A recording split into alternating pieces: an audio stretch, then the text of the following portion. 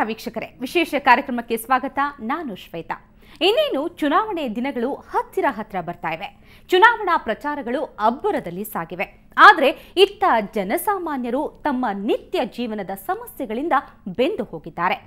ಮೂಲ ಸೌಕರ್ಯಗಳು ಇಲ್ಲದೆ ಜನ ಕೈಬಾಯಿ ಚೆಲ್ಲಿ ಕುಳಿತಿದ್ದಾರೆ. ಶ್ರೀಸಾಮಾನ್ಯರ ಸಮಸ್ಯೆಗಳಿಗೆ ಕಿವಿಯಾಗಿ ಸುವರ್ಣ ನ್ಯೂಸ್ ಒಂದು ವಿಶೇಷ ವೇದಿಕೆಯನ್ನ ನಿರ್ಮಿಸಿದೆ. ಅದೇ ಸುವರ್ಣ ನ್ಯೂಸ್ನ ಜನಜಾಗೃತಿ ಕಾರ್ಯಕ್ರಮ ಲೌಡ್ ಸ್ಪೀಕರ್.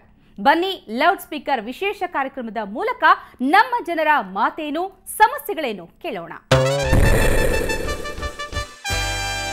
ಇವತ್ತು ನಮ್ಮ ಲೌಡ್ ಸ್ಪೀಕರ್ ತಂಡ ಹೋಗಿದ್ದು ಬೊಂಬೆಯ ಊರಾದ ಚನ್ನಪಟ್ಟಣಕ್ಕೆ. ಎಲ್ಲೆಲ್ಲೂ ಸಮಸ್ಯೆಗಳ ಜಾಡು ಹಿಡಿದು ನಡೆವ ಜನರ ಮನದಾಳದ ಮಾತೇನು ಕೇಳಿ.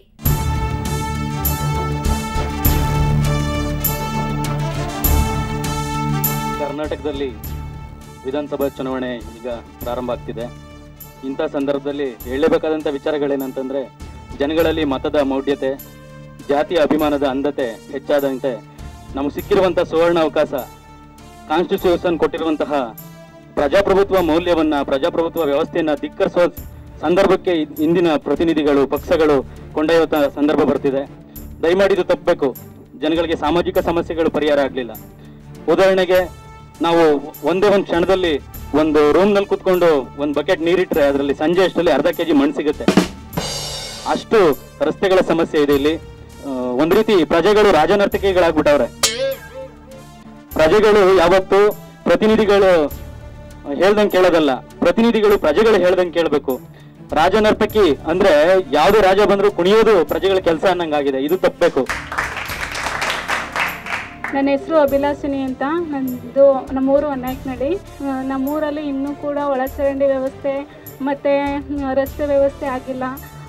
ಎಲೆಕ್ಷನ್ ಹತ್ರ ಬರ್ತಿದ್ದಾಗ ಮಾತ್ರ ರಸ್ತೆಗಳ ನಿರ್ಮಾಣ ಮಾಡೋ ಕೆಲಸಕ್ಕೆ ಕೈ ಹಾಕ್ತಾರೆ ಹೊರತು ಅವರು ಇನ್ನಿತರ ಬೇರೆ ಅವಧಿಯಲ್ಲಿ ಈ ರೀತಿಯ ಚಟುವಟಿಕೆಗಳಿಗೆ ಅವರು ಈ ರೀತಿಯ ಚಟುವಟಿಕೆಗಳಿಗೆ ಅವರು ಭಾಗವಹಿಸೋದಿಲ್ಲ. ಆದ್ದರಿಂದ ನಮ್ಮ ಹಳ್ಳಿಯಲ್ಲಿರುವಂಥ ಒಳಚರಂಡಿ ವ್ಯವಸ್ಥೆ ಮತ್ತು ರಸ್ತೆಗಳ ನಿರ್ಮಾಣ ಮಾಡಬೇಕು ಅಂತ ಹೇಳ್ಬಿಟ್ಟು ಈ ಅಮೂಲ್ಯವಾದ ಓಟನ್ನು ನಾವು ಸಮರ್ಪಕವಾಗಿ ಬಳಸ್ಕೊಳ್ಬೇಕು. ಇದನ್ನು ನಾವು ಮಾರ್ಕೊಳ್ಳೋಕೆ ಹೋಗ್ಬಾರ್ದು.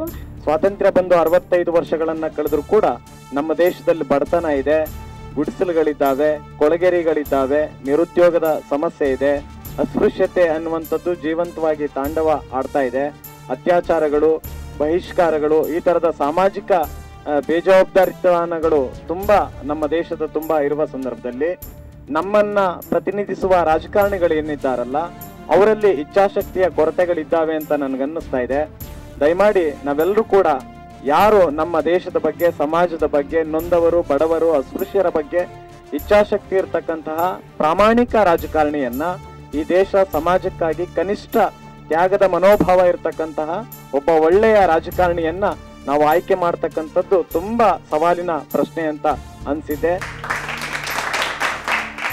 ಪ್ರಜೆಗಳಿಗಾಗಿ ಇರುವಂತಹ ಈ ವ್ಯವಸ್ಥೆಯಲ್ಲಿ, ಪ್ರಜಾಪ್ರಭುತ್ವ ವ್ಯವಸ್ಥೆಯಲ್ಲಿ ಎಲ್ರಿಗೂ ಕೂಡ ಸಮಾನತೆಯನ್ನ ಕಾಣಬೇಕು. ನಾವು ಅವರ ವ್ಯಕ್ತಿಯನ್ನ ನೋಡ್ಬಿಟ್ಟು ನಾವು ಓಟ್ ಹಾಕಕ್ಕೆ ಹೋಗ್ಬಾರ್ದು. ಅವರ ವ್ಯಕ್ತಿತ್ವವನ್ನ ನೋಡಿ ನಾವು ಓಟ್ ಹಾಕ್ಬೇಕು. ಚನ್ನಪಟ್ಟಣ ತಾಲೂಕಿನ ಹೇಳ್ಬೇಕಾದ್ರೆ ಎಷ್ಟೋ ಹಳ್ಳಿಗಳಲ್ಲಿ ಸತ್ತಂತ ಹೆಣಗಳನ್ನ ಉಳಕ್ಕೆ ಮಸಾಣಗಳಿಲ್ಲ. ಚನ್ನಪಟ್ಟಣ ಟೌನ್ ನಲ್ಲೇ ಇವತ್ತು ಹಳ್ಳಿ ಗುಡಿಸಲುಗಳಿರ್ತಕ್ಕಂಥ ಸನ್ನಿವೇಶಗಳು ಇವತ್ತು ಸೃಷ್ಟಿಯಾಗಿದೆ. ಎಷ್ಟೋ ಗುಡಿಸಲುಗಳಿದೆ. ಇವನ್ನೆಲ್ಲಾನು ನಾವು ಹೋಗ್ಲಾಡಿಸ್ಬೇಕಂತ ಹೇಳಿದ್ರೆ ಪ್ರಜ್ಞಾವಂತ, ಜನಪರ ಕಾಳಜಿ ಇರ್ತಕ್ಕಂಥ, ಅವರಿಗೆ ಪ್ರಜ್ಞೆ ಇರ್ತಕ್ಕಂಥ ವ್ಯಕ್ತಿಯನ್ನ ಇವತ್ತು ನಾವು ಆರಿಸಿ ವಿಧಾನಸಭೆಗೆ ಕಳಿಸ್ಬೇಕಾಗಿದೆ.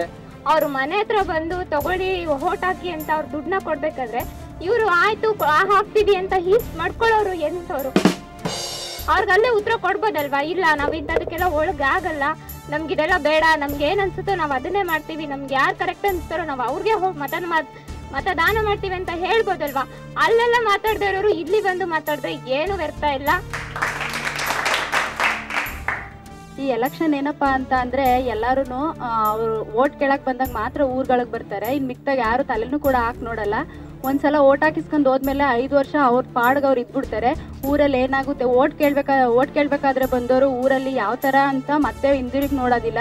ಅದಕ್ಕೋಸ್ಕರ ಓಟ್ ಹಾಕುವಂಥವ್ರು ತಮ್ಮ ಊರುಗಳಲ್ಲಿ ಯಾವ ತರ ಇದೆ ಸೌಲಭ್ಯ ಅದನ್ನ ನೋಡ್ಬಿಟ್ಟು ಯಾರು ಮಾಡ್ತಾರೆ ಆ ಕೆಲಸನ ಅನ್ನೋರ್ಗೆ ವೋಟ್ ಹಾಕ್ಬೇಕು. ಚನ್ನಪಟ್ಟಣ ವಿಧಾನಸಭಾ ಕ್ಷೇತ್ರ ವಿಶೇಷವಾದಂಥದ್ದು ಹಾಗೂ ವಿಶಿಷ್ಟವಾದಂಥದ್ದು. ಯಾಕೆ ಅಂತಂದ್ರೆ ಇಲ್ಲಿ ಹಣ ಮತ್ತೆ ಹೆಂಡಕ್ಕೆ ಹೆಚ್ಚು ಪ್ರಾಮುಖ್ಯತೆಯನ್ನ ಕೊಡುವಂತರದನ್ನ ನಾವು ಕಾಣ್ತಾ ಇದ್ದೇವೆ. ಇಲ್ಲಿ ರಾಜಕಾರಣಿಗಳು ಹೇಳ್ಬಿಟ್ಟವ್ರೆ ಅಂತಂದ್ರೆ ಹಣ ಹೆಂಡ ಕೊಟ್ರೆ ನಾವು ಗೆಲ್ತೀವಿ ಅನ್ನೋದು ಇವ್ರ ಮನಸ್ಸಲ್ಲಿ ಬಂದ್ಬಿಟ್ಟಿದೆ. ಇವ್ರಿಗೆ ನಿಜವಾಗ್ಲೂ ತಾಕತ್ತು ಅನ್ನೋದು ಇದ್ರೆ, ಅವ್ರಿಗೆ ಪ್ರಾಮಾಣಿಕತೆ ಅನ್ನೋದು ಇದ್ರೆ, ಇವೆರಡನ್ನು ಬಿಟ್ಟು ನಾನು ಜನರಿಗೆ ಬೇಕಾದವನು, ಜನರ ಸ್ವಾಭಿಮಾನವನ್ನ, ಜನರ ಪ್ರೀತಿಯನ್ನ ನಾನು ಗಳಿಸವನಿ ಅನ್ನೋದೇ ಆದ್ರೆ ಇದು ಹೆಂಡ ಮತ್ತೆ ಹಣವನ್ನ ಬಿಟ್ಟು ಗೆದ್ದು ಬರ್ಲಿ, ಆವಾಗ ಇವ್ರು ನಿಜವಾದ ರಾಜಕಾರಣಿಗಳನ್ನ ಅಂತ ನಾವು ಕೇಳ್ಕೊತಾ ಇದೀನಿ. ಇಲ್ಲಿ ರಾಜಕಾರಣ ಅಂತ ಏನಾಗ್ಬಿಟ್ಟದೆ ಅಂತಂದ್ರೆ, ಇಲ್ಲಿ ಜನನಾಯಕ ಅಂದ್ರೆ ಜನರ ಸೇವಕ ಆಗಿರ್ಬೇಕು. ಆದ್ರೆ ಇಲ್ಲಿ ಜನರೇ ಸೇವಕರಾಗ್ಬಿಟ್ಟವ್ರೆ, ಗೆದ್ದವರೇ ರಾಜರಾಗ್ಬಿಟ್ಟವ್ರೆ. ಇಲ್ಲ ಒಂದು ಜನಪ್ರತಿನಿಧಿನ ನೋಡ್ಬೇಕು ಅಂತಂದ್ರೆ ಅವ್ರ ದಿನಗಟ್ಲೆ ಕಾಯ್ಬೇಕಾದಂತ ಪರಿಸ್ಥಿತಿ ಬಂದ್ಬಿಟ್ಟದೆ. ಹಾಗಾಗಿ ಇಲ್ಲಿ ನಿಂತಿರುವಂತ ರಾಜಕಾರಣಿಗಳು ಪ್ರಾಮಾಣಿಕವಾಗಿರ್ಬೇಕು. ಅಂತ ಪ್ರಾಮಾಣಿಕ ರಾಜಕಾರಣಿಗಳು ಇಲ್ಲಿ ಯಾರು ಕಾಣ್ತಾ ಇಲ್ಲ ಅನ್ನೋದು ನನ್ನ ಭಾವನೆ. ಚನ್ನಪಟ್ಟಣದಲ್ಲಿ ಬೇರೆಡೆಗಿಂತ ವಿಭಿನ್ನವಾದ ಸಮಸ್ಯೆಗಳು. ಮನುಷ್ಯ ಸತ್ತಾಗ ಹೂಳಲು ಜಾಗ ಇಲ್ಲ ಎನ್ನುವ ಜನರ ನೋವು ನಿಜಕ್ಕೂ ಅಮಾನವೀಯ. ಅವರ ಇನ್ನೊಂದಷ್ಟು ಮಾತು ಕೇಳೋಣ ಒಂದು ಸಣ್ಣ ಬ್ರೇಕ್ನ ನಂತರ.